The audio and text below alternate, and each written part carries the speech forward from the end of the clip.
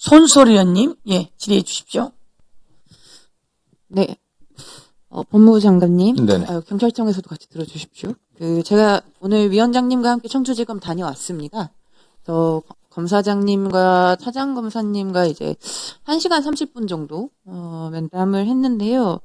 법무부에서 보고하신 내용, 그대로 저희한테도 설명을 하셨는데, 좀 자세히 설명하면서 제가 이제 통신영장 기각에서 납득이 되지 않았던 부분이 하나 있는데요. 이 제3의 피해자가 분명하지 않아서 기각했다 이렇게 설명을 하지 않습니까?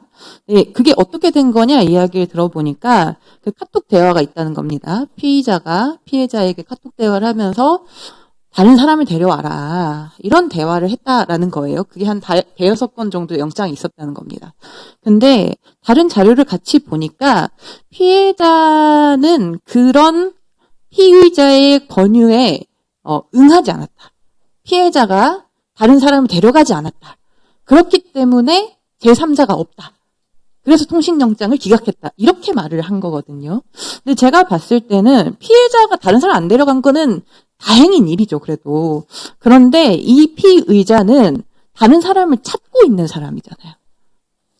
다른 사람을 더 성매수를 하기 위해서 찾고 있다는 것이 그 채팅에서 저는 대단히 분명하게 확인된 것이라고 생각하거든요. 그렇다면 이 피해자가 아니라 이 피해자도 알지 못하는 그런 범죄가 있을 수 있는 거지 않습니까? 네, 그렇죠. 그리고 이 최영중 사건에서는 애초에 피해자 만난 게 채팅 어플 통해서 만난 거예요. 그러면 채팅 어플을 통해서 얼마나 많은 다른 피해자를 찾으려고 하다가 이 피해자를 만난 거지 않겠습니까? 최근에 발생하고 있는 이런 아동, 청소년 성매수 사건들은 이 채팅 어플을 통해서 많이 발생을 하고 있고, 이 채팅 어플은 그러니까 한 명을 표적해서 하는 게 아니라 막 뿌리는 거거든요. 가해자들이 막 뿌리다가 한 명 걸리면은 데리고 가는 거예요. 그런 식으로 범죄가 벌어지고 있는 것인데, 그런데 통신영장을 기각했을 때 피해자가 그 유인에 응하지 않았다는 이유로 통신영장을 기각하는 게 이 성착취 사건에 맞나? 이게 납득할 수 있는 이유인가? 이게 저는 걸리더라고요. 그 부분에서 좀 납득이 되지가 않습니다. 그리고 이제 전반적으로 보면은 이 사건이 아동 청소년 성착취 사건이다라는 걸 분명하게 하고 접근하지 않으면 이게 좀 계속 실수가 나거나 헛다리를 짚는 일들이 생길 것 같아요. 네, 국수본도 마찬가지, 경찰청도 마찬가지인데요. 저 언론에서는 사실 성매매라는 단어를 좀 많이 쓰고 있는데, 사실 저는 성매매보다는 이제 성인이 아동 청소년에 대해서 성매수를 하는 사건이라고 생각합니다. 그러니까 아동과 성인이 동등한 위치가 아니지 않습니까? 청소년, 아동에 대해서 성매수를 하려고 한 거고, 이거는 대단히 중한 범죄를 저지른 것이지요. 네, 뭐 강간입니다. 의제 강간. 네, 의제 강간도 있고요. 성매매보다는 성매수, 의제 강간 이렇게 표현을 하는 것이 사건을 좀 명확하게 짚는 데 중요하다고 보고요.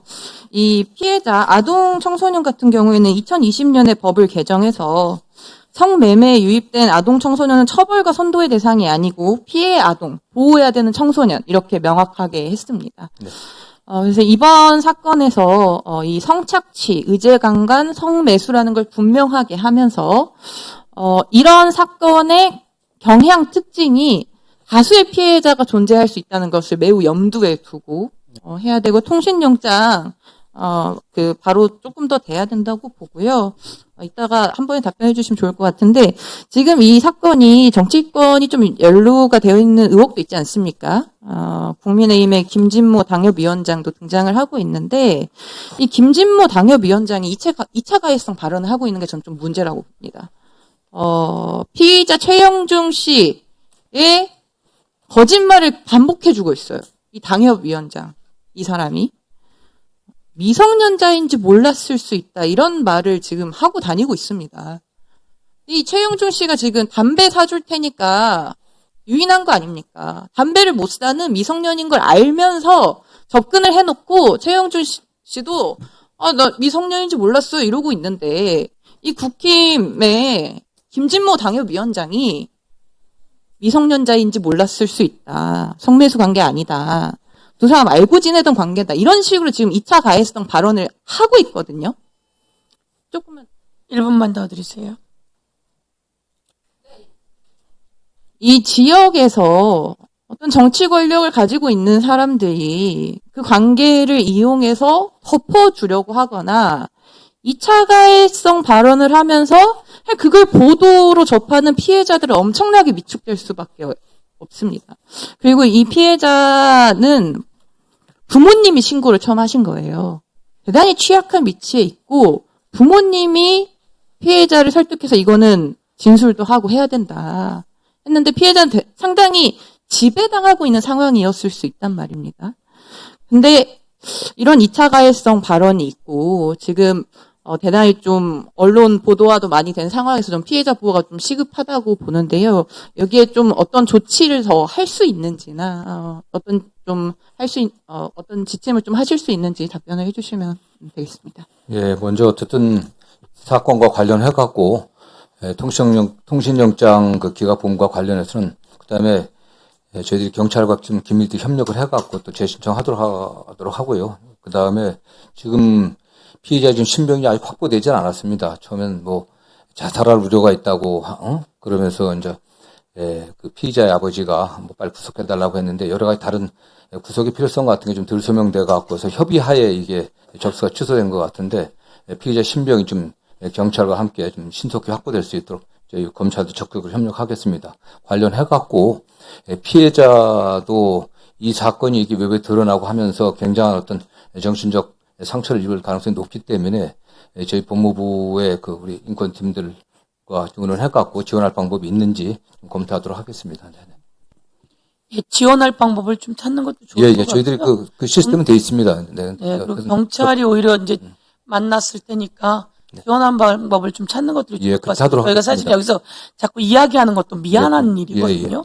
그렇지만 이 문제가 있는 건 지적 안 할 수가 없기 때문에요.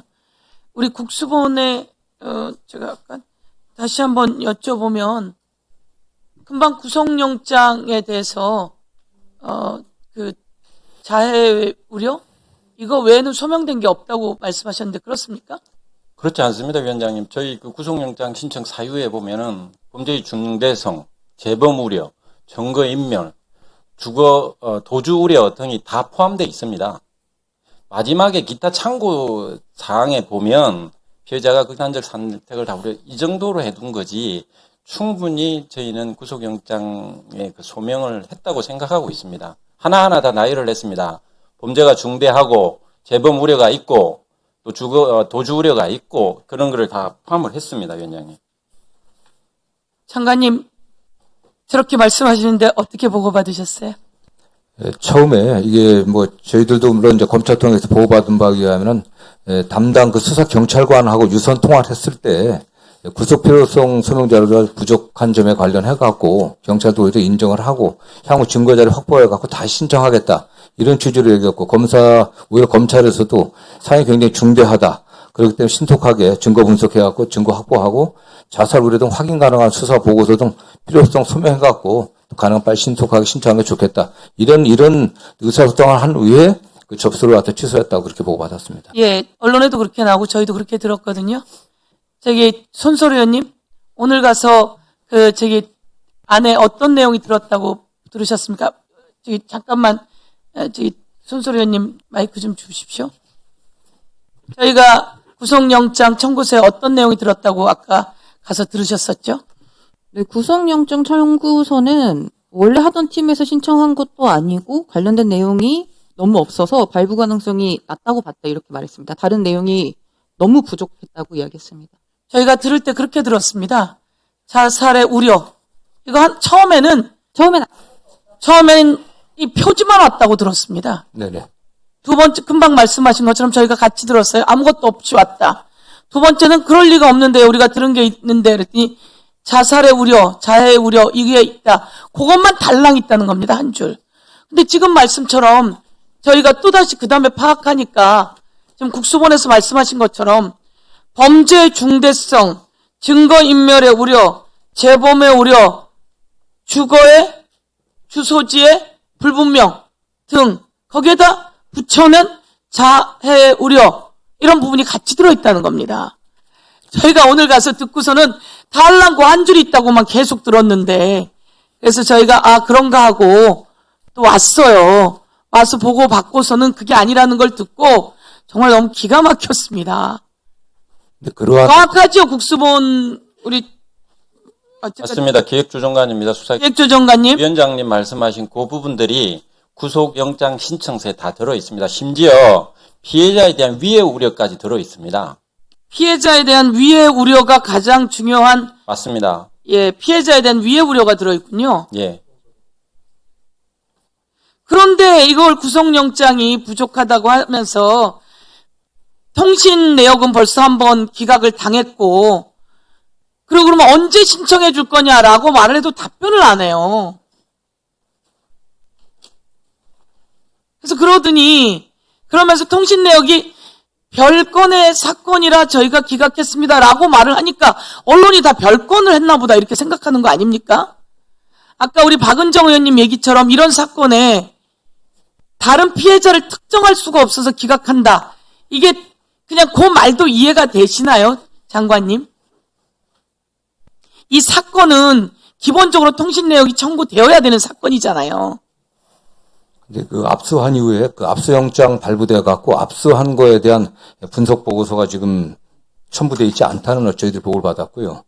그러고서 말씀한 것처럼 그런 것이 주장이 되어 있는 게 아니라 그렇게 자료에 의해서 증거 자료가 첨부돼 갖고 이렇게 입증돼야 되는 거 아니겠습니까? 그런 점에서 부족했다는 얘기입니다. 네.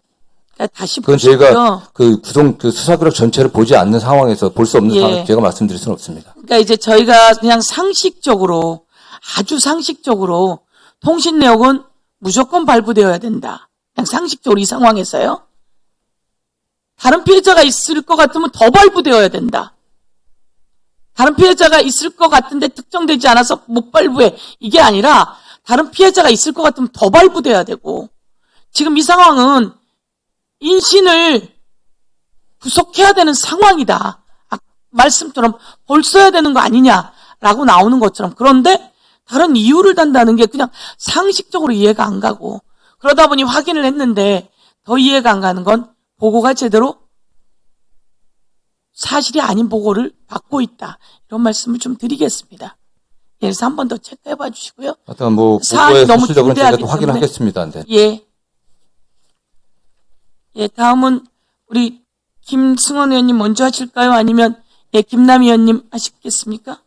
김남희 의원님 하시고 박균택 의원님 하시고 그렇게 하시고 난 다음에 김승원 의원님 하시겠습니까? 예, 김남희 의원님 질의해 주십시오.